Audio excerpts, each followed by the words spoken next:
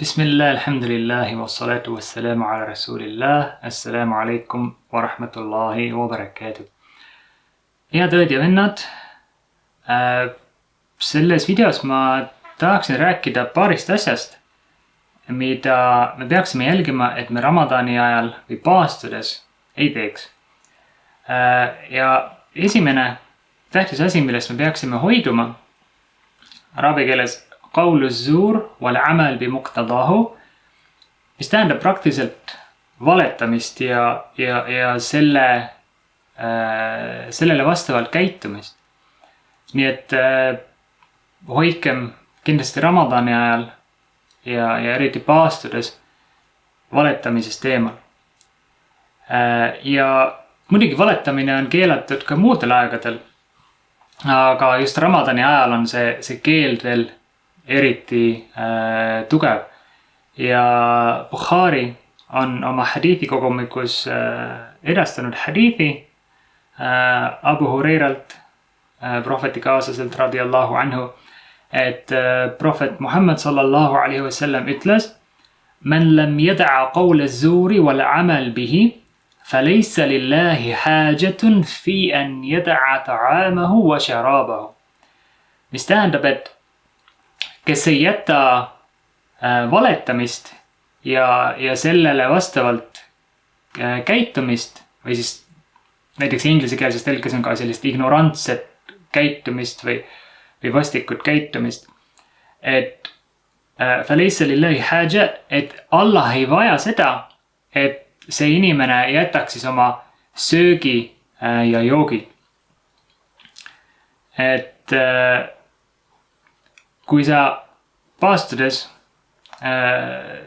valetad ja käitud vastikult inimestega, siis tegelikult see sinu paastumine ei ole päris selline, nagu see peaks olema. Ja varasemate generatsioonide moslemid on ka öelnud umbes nii, et inna ahwana sawmi tarku ta'ami wa sharab, et kõige lihtsam paastumine on toidust, on söögist ja joogist loobumine. Aga õige, täielik, õige, korrektne paastumine on see, kus sa hoidud igasugusest halvast või vastikust kõnest, halbadest tegudest ja üleüldse kõigest sellest, mis Allah on sulle ära keelanud. Ja just see on see keeruline või see raske osa, mis on nagu selline nagu väljakutse, et söögist, joogist on tegelikult üsna lihtne loobuda päevasel ajal, aga kõikidest nendest halbadest kommetest või sõnadest ja tegudest, et see on selline proovile panek juba. Ja teine asi, millest ma selles videos rääkida tahan, millest me peaksime ka hoiduma kindlasti paastudes eriti just, on al-lagwi war-rafath. Ja al-lagw on siis Ibn Uthaymin rahimahullah defineeris seda kui kõne, milles ei ole mingit kasu. Ütleme loba või tühi jutt või mingi täiesti mõttetu jama, mida ajad, ütleme suust välja. Et Ramadani ajal peaks sellest kindlasti hoiduma. Ja ar-rafath on siis kõne, mille tõttu on siis selle rääkija patune. Et kui ei lahu, see loba lihtsalt, ütleme sellest sul pattu ei ole, lihtsalt tähendab mingit täiesti mõttetut jama on ju, mis selles mõttes ei ole kuidagi vulgaarne, aga selles peaks ka hoiduma Ramadani ajal.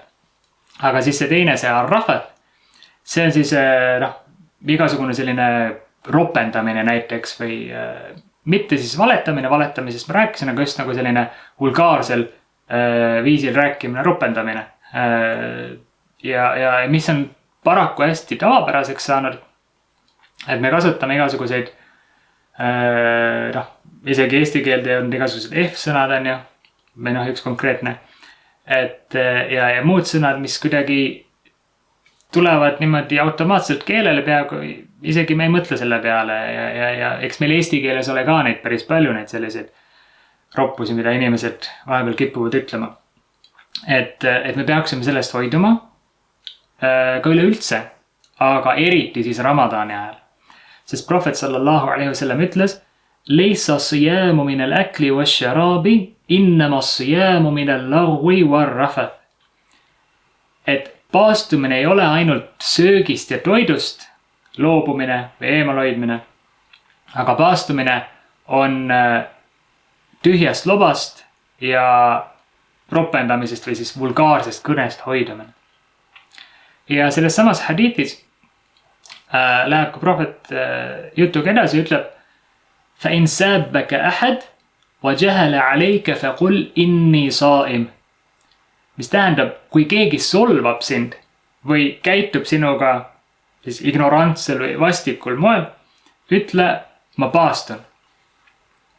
Ja see tähendab seda, et sa ütled talle, ma paastun, ei, ma ei hakka sinuga vaidlema sel teemal, ma ei taha sinuga tülitseda. Ja lihtsalt pööra temast eemale või kõnni eemale ja ütle lihtsalt, et sa paastud praegu. Ja just selle mõttega, et sa ei taha temaga tülli minna, sa ei taha temaga hakata vaidlema mingil teemal. Ja subhanallah, see võib olla hästi-hästi tugev selline vastus, kui keegi tahab sinuga just niimoodi mingit tüli norida või kuidagi hakata vaidlema sinuga Ramadani ajal paastudes.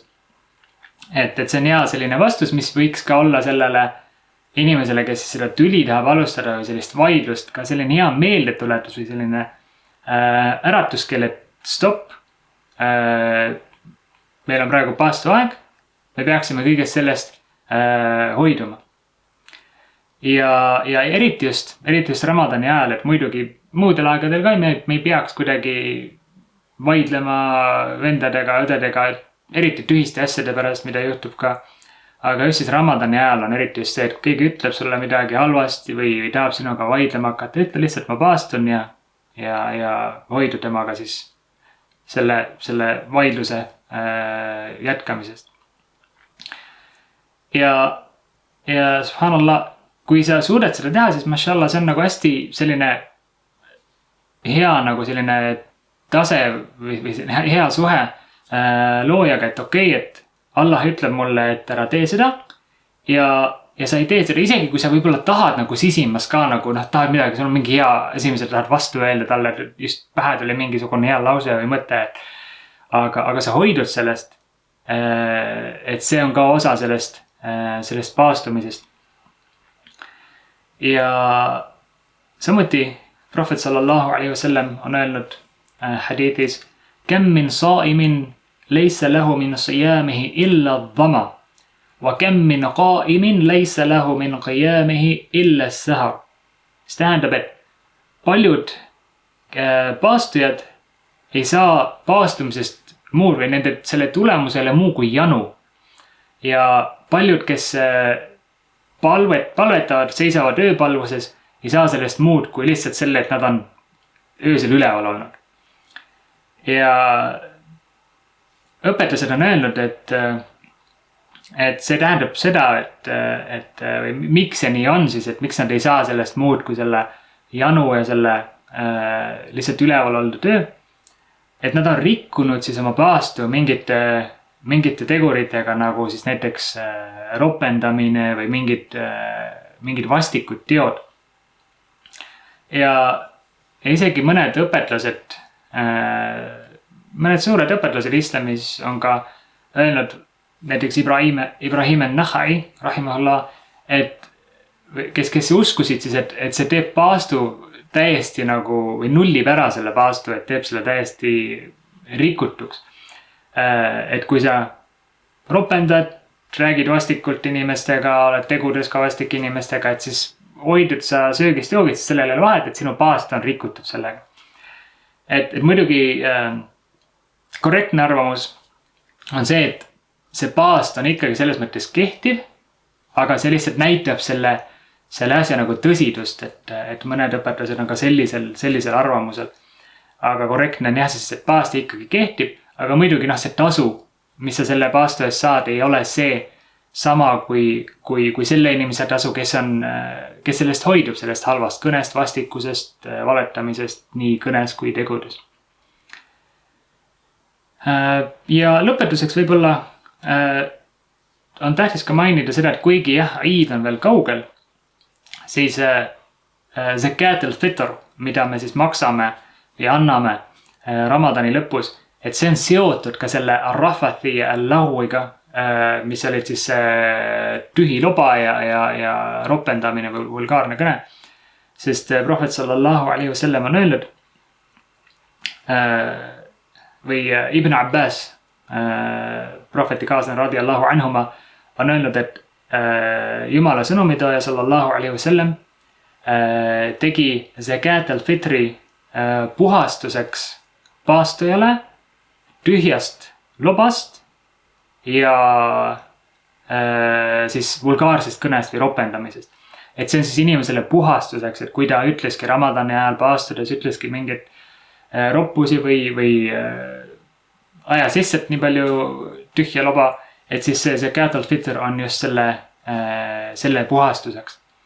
Ja hästi tähtis on ka see, et selles hadiithis ka mainib, et فَمَنْ أَدَّاهَا قَبْلَ الصَّلَاءِ فَهِيَ زَكَاء مَقْبُولَ وَمَنْ أَدَّاهَا بَعْدَ الصَّلَاءِ فَهِيَ صَدَقَةٌ مِنَ الصَّدَقَاتِ. Hästi tähtis on ka see, et kui nüüd tuleb see Eid inshallah, subhanallah, Ramadan läheb kiiresti mööda, me oleme peaaegu 1/3 on peaaegu möödas juba. Et kui tuleb see Eid, siis tähtis on enne seda palvust see Eid, see zakat al-fitr ära maksta. Sest prohvet ütles, et kes maksab selle enne Eidi palvust, siis selle jaoks on see vastu võetud zakat. Ja kes maksab selle pärast palvust, selle jaoks on see lihtsalt tavaline almus, tavaline siis heategevusse antud raha. Või vabandust, siis toit täpsemalt, et zakat al-fitri on soovitatud maksta või peakski maksma siis niimoodi toidus, andma seda toiduna. Aga need 2 punkti, jah, siis oleme hästi ettevaatlikult Ramadani ajal, eriti paastudes, eriti ka muudel aegadel hoidume siis inshallah valetamisest, igasugusest tühjast lobast ja ka ropendamisest. Barakallahu fiikum, wassalamu alaikum wa rahmatullahi wa barakatuh.